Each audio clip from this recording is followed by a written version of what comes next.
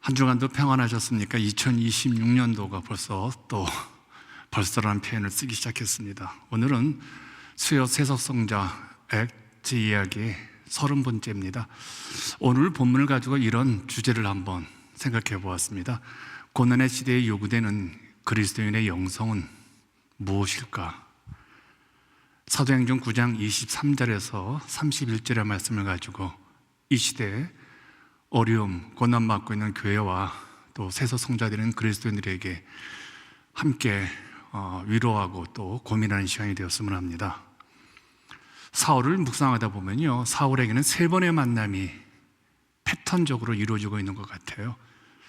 이것도 우리 인생에도 동일하게 적용되는 만남이라고 저는 생각합니다. 첫 번째 만남은 무엇이었을까요? 아마도 사울은 다메섹 도중에서 예수님을 만났던 이 만남이 가장 중요한 그의 만남의 모습이었죠. 예수님과의 만남의 결과 그가 지금까지 살아왔던 삶과 다른 점은 무엇이었을까요? 열심에 있어서는 예수님 믿기 이전과 예수님 믿은 이후에 달라진 것은 없는 것 같아요. 그는 늘 열심이었고 최선을 다한 인생이었으니까요. 그런데 다른 것이 있다면 그의 눈이 바뀐 것 같아요. 저는 이게 매우 중요하다고 생각합니다. 예전에 이런 설교를 한 적이 있습니다. 예수를 믿는다는 것은 눈이 바뀌는 거다. 세상을 보는 눈이 바뀌고 사람을 보는 눈이 바뀌고 인생에 대한 눈이 바뀌는 것이죠. 또 하나는 눈이 바뀌었다면 그 다음에는 보는 것이 있을 거 아닙니까? 이제 언어가 달라지겠죠. 그러니까 눈이라는 것은 방향입니다. 방향, 어디를 보느냐, 무엇을 보느냐. 말은요, 내용이죠. 그러니까 방향과 내용이 달라졌다는 겁니다. 예수를 만나면 방향과 내용은 달라져야 되죠. 참 이렇게 말하는 것도 쉬운 것은 아니지만 오늘 우리들이 한 번쯤은 내가 예수를 만나고 난 다음에 내 방향, 내 인생의 목표, 비전, 그리고 내 언어는 내용이 무엇으로 채워졌는가 좀 생각을 해봐야 될 것 같아요. 두 번째 만남이 오늘 본문에 소개되고 있습니다. 어떤 만남일까요? 그를 미워하는 사람들과의 만남입니다. 인생을 살아가면서 참 미움을 받는 일들 고달프지만 반드시 있습니다. 사울에게는 그를 미워하는 사람들과의 만남이 이제 준비되었죠. 그게 23절입니다. 여러 날이 지나매 유대인들이 사울 죽이기를 공모하더니, 여기 여러 날이 지나면은 이제 3년이 지난 것이죠. 예수를 만난 다음에 3년 동안 사울은 이제 훈련을 받죠. 또 스스로 세상을 보는 눈을 바꾸는, 그리고 말의 내용도 이제 달라지는 훈련이었죠. 그런데 이제 3년이 지나고 난 다음에 사울이 다메섹으로 돌아왔을 때 사울을 죽이기로 결심한 사람들이 기다리고 있었다는 겁니다. 사울을 죽이려는 시도가 있었다는 것이죠. 그러니까 주님께서 우리를 부르셨다는 것은요, 고난을 위해서 부르셨다는 의미입니다. 콜링이란 것은요, 모든 것이 잘 될 것이라는 게 아니라 모든 것이 힘들어질 것이라는 이야기도 포함이 되어 있죠. 그 힘들어진 상황 속에서 소명이 부어진 사람들은 이겨나가죠. 장애물을 이겨나가는 것이죠. 24절을 봅니다. 그 계교가 사울에게 알려지니라. 그들이 그를 죽이려고 밤낮으로 성문까지 지키거늘. 사울을 죽이기 위해서 한 무리가 밤낮으로 성문을 지켰다고 합니다. 이게 미움이에요. 이게 그리스도인들을, 우리 목사들을 미워하는 사람들의 특징이죠. 호시탐탐, 좋은 소문도 나쁜 소문으로 만들고 좋은 일도 나쁜 사건으로 만듭니다. 그런데 고린도후서 11장 32절을 보니까요, 사울을 죽이려고 공모했던 그 사람들이 다메섹의 왕 아레다의 방백들이었다고 소개되고 있습니다. 그러니까 사울을 핍박하는 세력이 단순히 개인적으로 사울이 미워서 그랬던 것이 아니라는 것을 입증하죠. 이 다메섹의 왕의 명령을 받고 그 반백들이 조직적으로 사울을 체포하려고 있음을 말해주고 있습니다. 바로 그겁니다. 예수를 믿는다는 것은요, 단순히 그 사람을 미운 게 아니라 교회를 싫어합니다. 목회자를 미워한다는 것은요, 그 목회자를 미워하는 게 아니에요. 그 교회를 미워하고 그 교회를 세운 예수님을 싫어한다는 것이죠. 그래서 당연히 미움의 만남이, 두 번째 만남이 시작되죠. 25절 보십시오. 그의 제자들이 밤에 사울을 광주리에 담아 성벽에서 달아내리니라. 담에게서 적극적으로 복음을 전하자 유대인들은 이제 적대감으로 사울을 죽이려고 합니다. 그런데 제자들의 도움으로 밤에 광주를 타고 성벽 밑으로 간신히 사울이 피신하죠. 사울은 다메섹에서 더 이상 있을 수 없어 이제 예루살렘으로 가게 되어집니다. 그러니까 예루살렘에 돌아오니까 또 사울을 기다리고 있는 것이 무엇일까요? 좋은 말, 좋은 소문, 사람들의 따뜻한 시선일까요?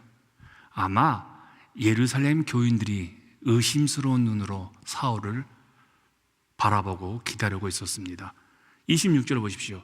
사울이 예루살렘에 가서 제자들을 사귀고자 하나 다 두려워하여 그가 제자됨을 믿지 아니하니. 사울을 만나는 예루살렘 성도들의 얼굴 표정 한번 상상해 보십시오. 웃고 있지만 사울이 변했대, 예수님을 만났대.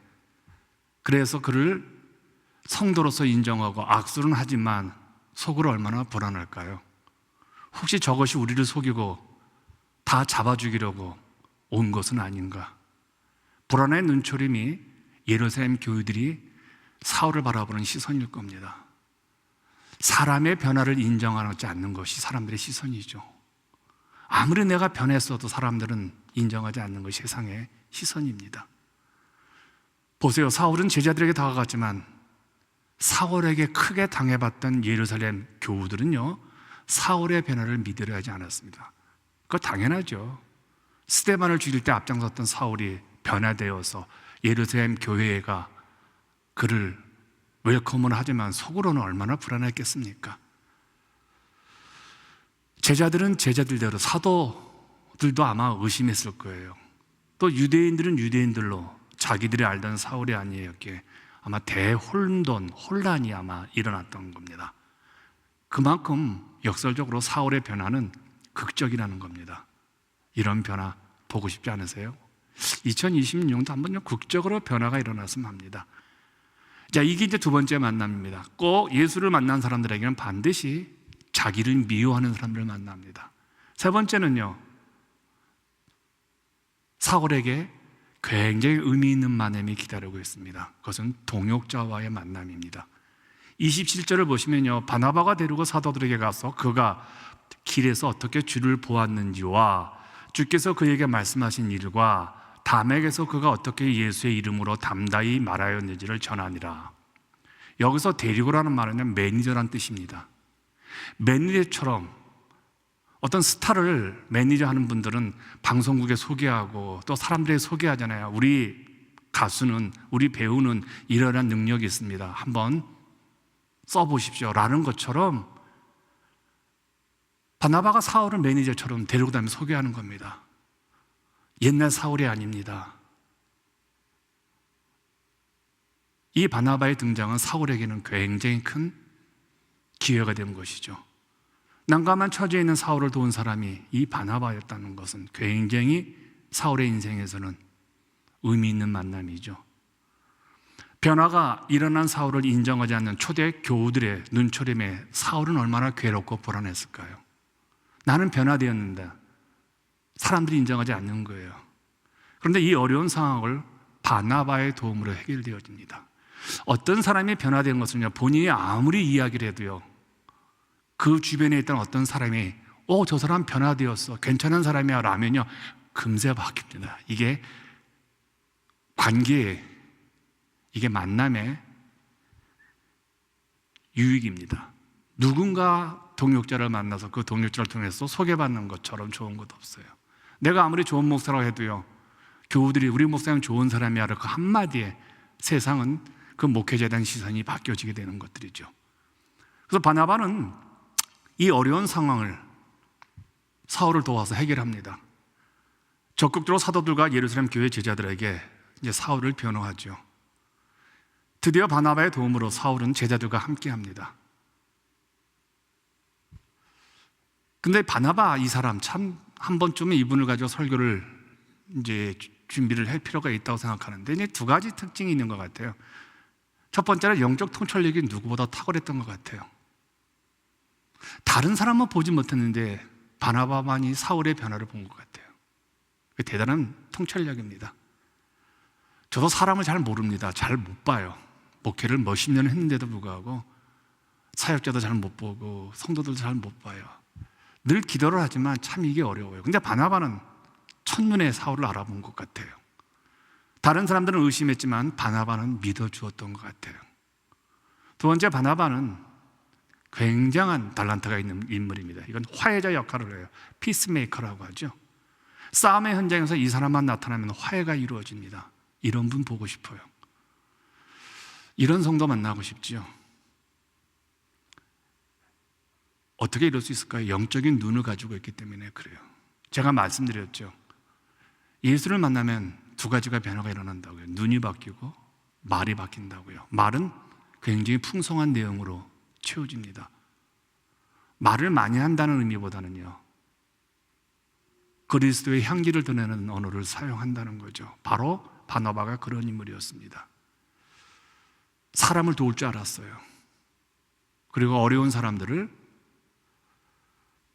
괜찮은 사람들에게 연결시키는지 커넥터 역할도 했던 인물이죠. 이게 세 번째 만남입니다. 그리스도인들에게 세 번째 만남이 패턴입니다. 우리 예수님과의 만남, 그 다음에 우리를 미워하는 사람과의 만남, 그리고 우리를 도와주는 동역자들과의 만남이죠. 자, 28절을 보십시다. 사울과 제자들과 함께 있어 예루살렘에 출입하며, 자유롭게 이제 예루살렘 교회에서 인정받는 사울의 모습이 소개되고 있습니다. 3년 만에 예루살렘에 돌아온 이 사울을 다른 유대인들은 얼마나 시기하고 질투했을까요? 자, 29절을 보겠습니다.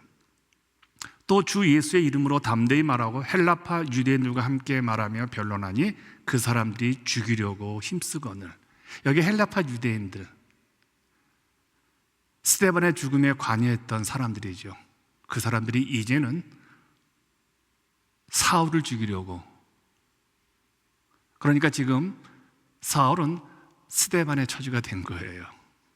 이 헬라파 유대인들, 예배를 찾아서, 믿음을 찾아서 고향으로 돌아온 사람들은 이렇게 또 교회를 무너뜨리는 역할을 감당하고 있습니다. 스데반을 모함했던 헬라파 유대인들이 같은 뿌리인 사울을 공격합니다. 사울도 사실은 헬라파 유대인이잖아요. 스데반도 헬라파 유대인이고요. 사울의 변화가 헬라파 유대인들에게는 거슬렸던 것 같아요. 본래 한패했던 그가 그리스도의 도를 전하고 본래 한패했던 사람이 돌아왔으면요, 그 주변의 사람들은 그를 그렇게 미워합니다. 교회에서 떠난 사람 다들 미워하잖아요. 그리고 떠난 교회를 다들 비난하잖아요. 목회자를 비난하고. 이게 왜 그런지 모르겠어요. 이게. 그래서 저는 항상 말을 해요. 아름다운 이별은 없다고요. 바울과 에베소 교회 장로들만. 이 말은 내가 그걸 믿지 않는다는 게 아니라 너무나 이 현실에서 우리가 아름다운 이별을 만들어내야 된다는 그 역설적인 얘기를 하는 거예요. 30절을 보니까 형제들이 알고 가이사라로 데리고 내려가서 다소로 보내니라. 여기서 형제들이란 말은요, 이제는 사울을 믿어주었던 사람들이에요. 더 이상 예루살렘에서도 사울이 있을 수가 없는 거예요. 너무 미워하고 죽이려고 하니까. 그리고 스데반이 죽었던 것을 이들은 보았잖아요. 그러면 사울이라도 이제는 보호해야 된다는 생각으로 그의 고향 다소로 보내요. 여기 다소에서 얼마나 있을까요? 10년을 있습니다. 10년이면 강산이 변한다고 하죠. 당신은 10년이면 어마어마한 시간입니다. 40대, 50대면 다 산 것처럼 그런 삶의 시기가 짧았던 시기에 10년을 낭비하고 있는 거예요. 근데 이건 굉장히 중요합니다. 우리가 예수를 믿으면서요, 인내, 낭비하고 있다는 거 느낄 때가 있어요. 이게 맞는 건가? 이게 목회 맞는 건가? 이게 교회 맞는 건가? 라고 할 때 이 10년의 기간이에요. 100년일 수도 있겠죠. 참 어려운 기간을 사울은 견뎌내고 있는 거예요. 어떠세요, 여러분? 10년을 버틸 수 있습니까? 1년도, 2년도, 3년도 못 버티는 게 이 현실이에요. 목회자들 마찬가지고요. 그래서 한국교회는 30년 한 교회를 선교했던 목회자들에게 상패를 준다고 합니다. 얼마나 목회자들이 못 견디니까. 그리고 떠날 때는 다들 자기 나름대로 합리적인 이유를 대잖아요. 저는 사실 오래 못 지키는 분들에 대한 신뢰는 그렇게 없습니다. 제가 하도 오래 한 곳에 오래 있었기 때문에 그런 분들. 이게 이제 소명감이라고 하죠. 콜링이라고 하죠. 하나님이 부르셨기 때문에 함부로 움직이지 못하는 게 이제 우리 사역자들이고 또 교회를 선택하는 성도들의 이제 입장이 되어야 되는데 너무 짧지요. 결심도 너무 빠르고요. 근데 사울은 10년을 다소해서 보낸다고 합니다. 사울은 어려운 상황에 처할 때마다 이렇게 기다림의 시간들을 보냈던 것 같아요. 예수님을 만나고 3년을 아라비아 사막에서 있었고요. 10년을 고향 길리가에서 된 다소에서 보냈던 것이죠. 이제 31절입니다. 그리하여 온 유대와 갈릴리와 사마리아 교회가 평안하여 든든히 서가고 주를 경외함과 성령의 위로로 진행하여 수가 더 많아지니라. 여기 온 유대와 갈릴리와 사마리아 교회를 원문으로 보면요, 단수로 사용합니다. 여러 지역의 교회면 복수로 사용해야 되는데 왜 단수로 사용했을까요? 교회는 하나라는 거예요. 교파별로 교회가 있죠. 장로교, 침례교, 감리교. 근데 하나님의 시각에서는 하나라는 거예요. 우리가 이 교회의 저 교회라고 하는 것이죠. 그래서 교회론이 매우 중요합니다. 현대 교회들은 교회론이 좀 약해요. 목회자들도 제일 약한 게 교회론 같아요. 왜 그럴까요? 이게 하나님의 교회를 안 봐요. 내 교회로 봐요. 목회를 내 일로 봐요. 하나님의 일로 안 봐요. 교회를 내 교회로 봐요. 내가 세울 수 있고 내가 무너뜨릴 수 있다고 생각해요. 하나님의 교회를 하나님의 일로 보지는 않아요. 그러니까 교회가 많아지는 거예요. 그래서 교회론이 참 중요한데 오늘 본문에서 이제 또 하나 중요한 우리의 인사이트를 열어주죠. 교회는 하나라는 거죠. 교회가 평안하여 든든히 서가고, 여기서 교회가 평안하다는 건 문제가 없다는 게 아닙니다. 영적으로 질서가 잡혀가고 있다는 거예요. 성령의 위로, 이건 성령의 위로는 성령의 후원이에요. 성령의 서포트예요. 성령이 도와주시는 거예요. 하나님을 두려워하는 사람들에게는 성령의 후원이 반드시 나타나는 것 같아요. 요즘 새벽마다 교회 와서 이제 기도하는데 이제 이런 기도를 늘 하고 있습니다. 최근에 들었어요. 성령의 충만함, 성령의 통치. 제가 성령의 지배를 잘 안 받는 것 같아요. 왜냐하면 내 욕망이 크니까. 이거 해야 되겠다라는 생각이 크니까 성령보다 앞서가는 것 같아요. 하나님을 두려워하는 사람들에게는 성령의 능력과 지혜와 후원이 있다는 거죠. 수가 더 많아지니라. 그러니까 교인들이 더 많아졌다는 거예요. 저는 교회 성경을 전공했습니다. 그 원칙을, 프린시플을 잘 만들어요. 그래서 여기서 보니까 수가 더 많아진다는 거, 이 순서가 좀 중요하더라고요. 우리는 수가 더 많아진 것에 포커스를 맞추죠. 우리 교회도 성도가 좀 많아졌으면, 우리 교회가 좀 더 일꾼이 많아졌으면, 우리 교회에 필요한 사람들이 많이 왔으면 다들 이렇게 생각을 하는데 이게 패턴이 있더라고요. 오늘 본문 보니까 주님을 두려워해야 돼요. 제가 조금 전에 말씀드렸죠. 오늘날 우리 성도들과 목회자들의 가장 큰 단점이 하나 있다면 교회 일을 내 일로 생각한다고요. 주님의 일로 시작하잖아요. 물론 처음에는 다 주님의 일로 두렵고 떨리는 마음으로 시작합니다. 교회를 개척한다든지 아니면 교회를 파송받을 때 이건 두려운 마음으로 하나님 보내셨다. 근데 시간이 지나면서는요, 하나님을 경외하지 않죠. 그러다 보니까 어려울 때 내 힘으로 타개하려고 보니까 성령의 위로를 못 받는 겁니다. 성령의 위로는요, 어려움을 견딜 때, 인내할 때 위로가 와요. 도망가고 피하고 이건 성령의 위로가 없습니다. 이 패턴이에요. 하나님을 두려워합니다. 하나님 영광을 사모합니다. 그 다음에 패턴이 나타나죠. 성령의 도움이 있고요. 그 다음에 이제 수가 더 많아지는 것들. 요거 이 패턴을 우리가 잘 익혔으면 합니다. 자, 결론입니다. 오늘의 본문을 통해서 중요한 영적 원리가 우리에게 보여주고 있죠. 만남에 대한 겁니다. 하나님께 쓰임받는 사람은 가장 중요한 만남 경험해야 됩니다. 사울의 회심 같은 개인적인 그 회심의 경험을 갖고 있어야 돼요. 저같이 이제 목회자의 아들로 4대째 집안에서 태어난 사람들은 이 회심의 경험이 좀 약해요. 문화로 경험하죠. 집이 다 교회니까요. 주변이 다 목사들이니까요. 그래서 제가 제일 약점이 하나 있습니다. 회심에 대한 겁니다. 체험이라고 그러죠. 그래서 목사가 된 이후부터 끊임없이 회심에 대해서, 그 체험에 대해서, 그래서 하나님께서 몇 번 이제 강력한 체험을 이제 하도 소원하니까 허락하신 것 같아요. 두 번째는요, 나를 미워하는 사람들을 반드시 만납니다. 이거 극복해야 돼요. 참 싫지요. 어렵죠. 저도 목회하면서 저를 미워하는 사람들 참 많이 만났어요. 저는 목회하면서 한 번도 누가 싸워본 적이 없어요. 누가 다퉈본 적도 없고요. 또 부사역자 보고 교회 나가라고 해본 적도 없는 사람이에요.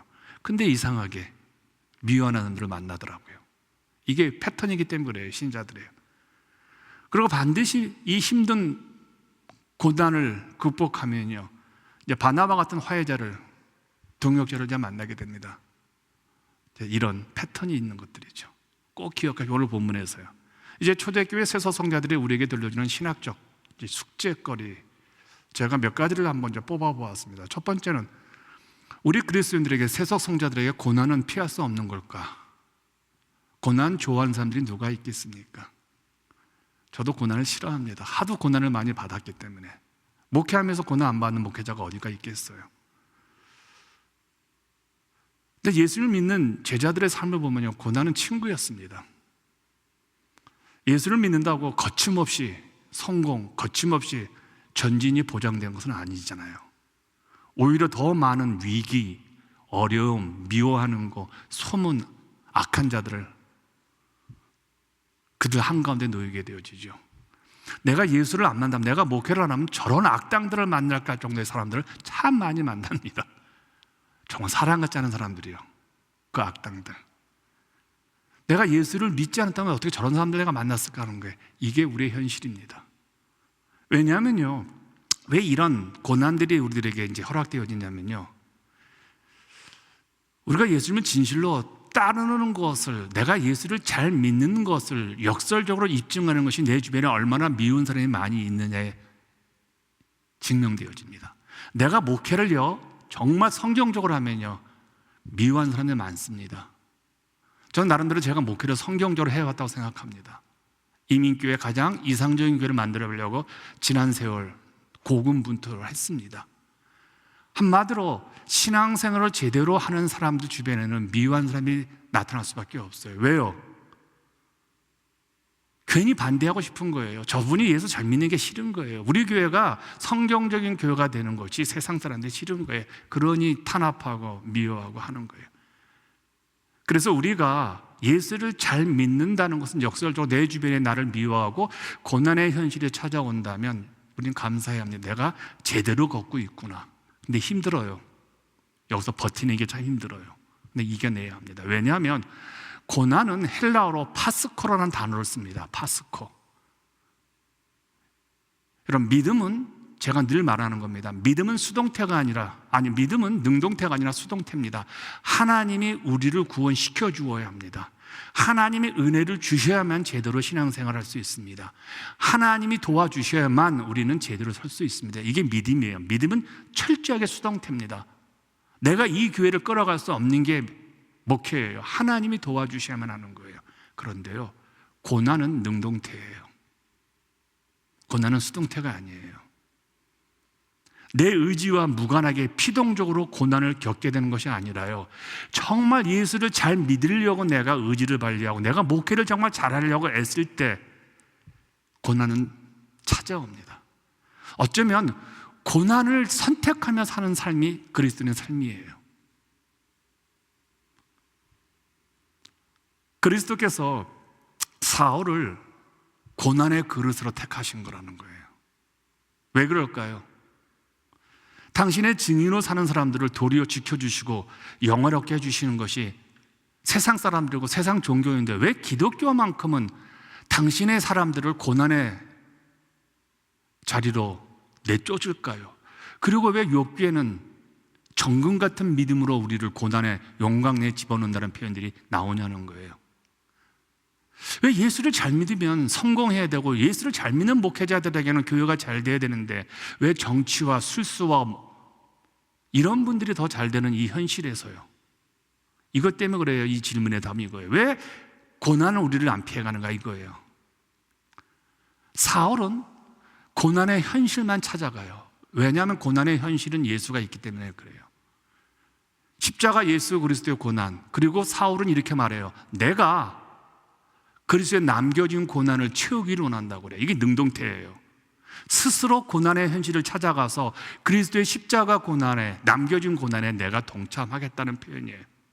그러면 누군가 자발적으로 고난을 당한다는 것을 바꿔 말하면 그는 고난을 피할 의사가 없다는 거예요. 스스로 고난을 피하지 아니하고 고난을 도리어 감수하면서까지 지켜야 할 그 무엇이 있다는, 그게 뭐예요? 예수 사랑이에요. 교회 사랑이에요. 정말 교회를 사랑한다면요, 여러분 도망가지 않습니다. 정말 예수를 사랑한다면요, 고난을 선택을 한다는 거예요. 고난을 감수하면서까지 지켜야 할 그 무엇이 신자들에게는 있어요. 그 소중한 게 더 있다는 거예요. 목회자가 교회를 떠나지 않고 교회를 평생 지켜야 될 고난을 당하면서까지 그 소중한 게 있기 때문에 그래요. 그걸 찾으셔야 돼요. 그런데 이렇게 생각을 한번 해봐요. 바울처럼, 아니, 한 인간을 일평생 고난의 그릇으로만 사용한다는 것은 그 당사자에게는 너무나 가혹한 처사가 아닐까요? 저 개인적인 얘기를 해서 좀 미안합니다만, 저도 목회를 하면서 너무 가혹한 일들을 많이 겪어요.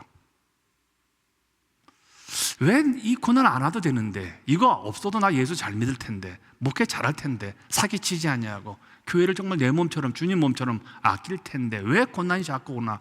하나님 너무하지 않습니까? 란데요. 이 고난이란 단어, 아까 파스코라고 말했죠. 이게 고난받다는 의미도 있지만요, 영향력을 받다는 의미도 있어요. 영향을 받다. 수동태로 누군가로부터 영향을 받는다는 의미예요. 그가 내 이름을 위하여 얼마나 영향을 받아야 할 것을 내가 그에게 보인다는 의미예요. 이 말 좀 어렵지요? 이 말입니다. 주님께서는요, 자기 이름을 위하여 얼마나 영향력을 받아야 될 거를 아시기에 자기가 겪었던 고난의 현장에 우리를 집어넣으면서 주님의 영향력을 받게 한다는 거예요. 이 세상에서 주님의 사랑보다, 주님의 생명보다 더 귀한 것이 없음을 알게 하기 위해서 고난의 현장으로 밀어넣는다는 거예요. 거기서 영향을 받는 거예요. 우리가 고난을 받을 때마다 십자가를 바라보잖아요. 우리가 고난을 받을 때마다 십자가 은혜를 기억하잖아요. 그 고난을 받을 때마다 우리는 예수 그리스도의 영향력을 받는 거예요. 고난을 받는다는 것 자체가 예수 그리스도의 영향력 속 안으로 들어간다는 게 이 파스코 고난이 갖는 두 번째 의미예요. 영향을 받다. 그럼 왜 이런 시련을 자꾸 주실까요? 결국은 쓰시기 위해서예요. 귀공자 목회자는 없어요. 다 머슴이에요. 목회자들은요. 멋있게 목회 없어요. 광야하고 의덕 터지고 욕먹고 그렇게 해서 주님이 쓰시는 거예요. 왜요? 주님이 그렇게 대접받아서 그러며 세상 사람들 주님을 인정하지 않았어요. 누가 우리를 다 좋아합니까? 주님께 쓰심을 받으려는 사람들은요, 이렇게 살아야 돼요. 하나님께서 일꾼으로 사용하기 위해서 우리의 믿음을 달아보시는 게 고난이에요. 저도 마찬가지인 것 같아요. 제 주변에 누가 남아있느냐, 고난을 보면 알아요. 이 고난은 저울이에요. 스케일이에요. 그래서 누구든지 예수를 믿게 되면요, 이 고난을 통해서 자기의 무게를 점검하게 되어집니다. 그러니까 복음은 쉬운 게 아니에요. 칩 가스펠이 아니라는 거예요. 그래서 찰스 피니의 말이 기억이 납니다. 찰스 피니라는 사람이 미국의 유명한 복음 이벤젤리스트였거든요. 이분이 이런 말을 해요. 하나님 앞에 무릎 꿇는 극적인 회심을 경험한다면 결코 이전과 같이는 살 수 없다. 그러니까 하나님의 회심을 진정으로 경험한다면요, 이전의 삶으로 못 돌아간다는 거예요. 참 멋있는 말이죠. 이게 사울의 이야기입니다. 두 번째입니다. 세속 성자의 믿음의 진정성은, 그 사람이 정말 그리스도인의 참 진정성은 사람들로부터 미움을 당할 때입니다. 왜 사람들은 예수 잘 믿는 것을 미워할까요? 조금 전에 말씀드렸는데 그것은 자기들과 다르기 때문에 그래요. 자기들에게는 없는 불타는 열심이 있기 때문에 그래요. 사랑이 있기 때문에 그래요. 예수를 잘 믿기 위해서는요, 믿음 받을 것을 각오해야 합니다. 누군가의 특별한 사랑을 받는 사람은 누군가의 미움의 대상이 되어지잖아요. 내가 선택받았다는 것은요, 누군가 선택받지 않았다는 거잖아요. 그럼 누군가 선택받지 않은 사람들에 의해서 우리는 미움을 받잖아요. 내가 무언가 선택을 한다는 것은요, 선택하지 말아야 할 것들을 내가 포기한다는 거잖아요. 우리가 선택을 받았다는 것은 선택받지 못한 자들에게 미움을 받는 거예요. 내가 이 교회를 위해서 목숨 걸고 목회를 하는 것은요, 누군가가 불편한 거예요. 그러니까 미워할 수밖에 없는 것들이죠. 사람들은요, 자기와 다른 사람을 미워하는 경향이 있습니다. 제가 좀 강하게 표현을 합니다. 다른 것은 틀린 것이 아닌데 다른 것이 틀렸다고 생각해서 사람들이 미워합니다.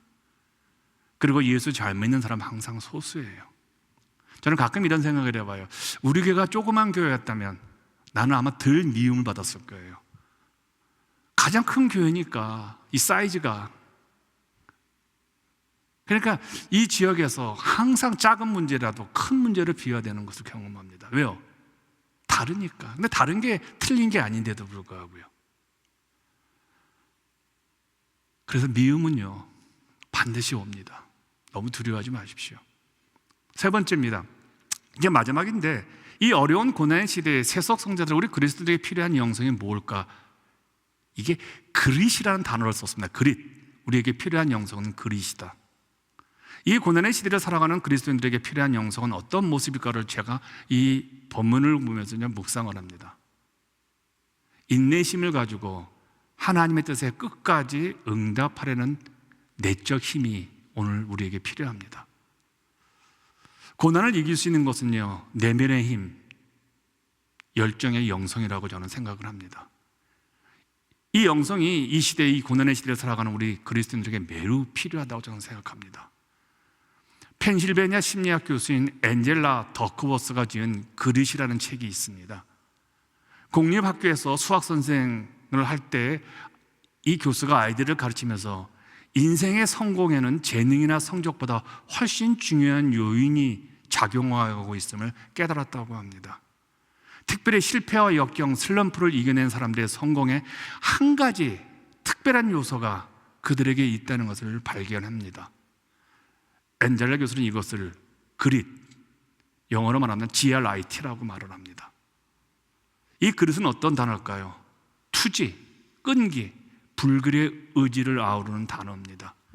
한마디로 고난 앞에서 승리하는 이 어려운 시대에 우리 그리스도인들 다들 힘들다고 하잖아요. 교회도 힘들고 다들 너무너무 힘든 시대에 살아가는데, 이 고난 앞에서, 이 어려운 시대 앞에서 우리가 이길 수 있는 비결이 있다면요, 집념, 포기하지 않는 끈기 있는 영성, 이 단어라는 거예요.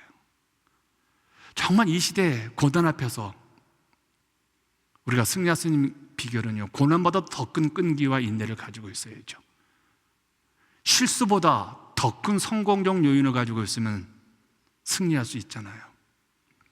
더 이상 하나님이 우리에게 이 문제는 저 아이에게 필요가 없다고 할 정도로 그 문제에서는 이제는 이겨내어야지, 또 다른 더 큰 하나님의 허락된 조건이 주어지잖아요. 이 영성이에요. 작은 문제를 이기면 그 다음에 큰 문제로 가고, 큰 문제를 이기면 더 큰 문제를 가죠. 영성이란 그거 같아요. 우리가 요만한 조그만한 페트병 있잖아요. 물 먹는 페트병이에요. 근데 이 페트병이 깨져야 그 다음에 우유병으로 갑니다. 우유병이 깨져야 석유를 담는 큰 그릇이 되어집니다. 이게 영성이에요. 이 고난의 시대에 우리에게 필요한 영성은 이렇게 나를 깨워가면서 나를 크게 만드는 거예요. 그래서 고난은 우리를 깨우게 하고 파괴하고 무너뜨리는 아주 중요한 요소입니다. 이걸 이길 수 있는 방법은 인내하고 또 열정을 가지고 또 불길의 의지를 가지고 나아가는 거예요. 이 시대에 필요한 영성이 이거라는 거예요. 리차드 블랙커비가 이런 말을 합니다. 하나님은 그분의 활동을 제한하지 않고 어디든 그분과 동행할 준비가 되어 있는 사람을 찾으신다. 누굴까요? 이런 영성을 가지고 있는 사람들이에요. 이 고난의 시대에 우리에게 필요한 영성, 바로 이 영성이에요. 끈기와 열정과 의지와 이 그릿, 열정을 가지고 있어야 합니다. 여러분들에게 그런 영성을 한번 2020년도 실험해 보시길 바랍니다. 자, 세속 성자들이 우리에게 숙제로 물려준 기도 제목입니다. 첫 번째, 하나님 앞에 무릎을 꿇는 극적인 회심을 세속 성자들이 그리스도인을 경험한다면 결코 이전으로 돌아갈 수는 없겠죠. 더욱 예수를 사랑하겠죠. 더욱 믿음의 열매를 누리게 되겠죠. 기도 제목입니다. 주님, 이제는 주님처럼 자발적으로 고난을 감수하며 주님처럼 살기를 원합니다. 우리의 유일한 소망, 주님 닮아가는 거잖아요. 두 번째입니다. 이 고난의 시대의 세속 성자의 영성은 투지와 끈기와 불굴의 의지를 아우르는 그린 영성이죠. 기도 제목입니다. 주님, 우리에게 이런 영성, 문제를 극복하고 이겨내는 더 강력한 열정의 이 그린 영성을 저에게 주십시오라고 기도합니다. 세 번째, 주님으로부터 사랑을 받는 사람은 누군가의 미움의 대상이 된다고 제가 말씀드렸습니다. 이거 꼭 기억하세요. 물론 우리의 실수로 미움받는 거, 그건 회개해야 됩니다. 그러나 내가 예수를 잘 믿고 내가 목회를 잘하려고 열심히 성경적으로 하는데 미움이 온다면 내가 올바른 방향으로 목회를 하고 있는 거구나, 내가 올바르게 예수를 믿고 있는 거구나 라고 확신하면 됩니다. 그래서 여러분 이렇게 기도합시다. 주님, 사람들이 우리를 미워하는 것을 주님이 우리를 사랑하는 증거로 삼게 하옵소서. 2020년도 우리 한번 믿음으로 이 고난의 시대를 이겨내서 뜨거운 열정으로 살아가기를 소망합니다. 함께 같이 기도합니다.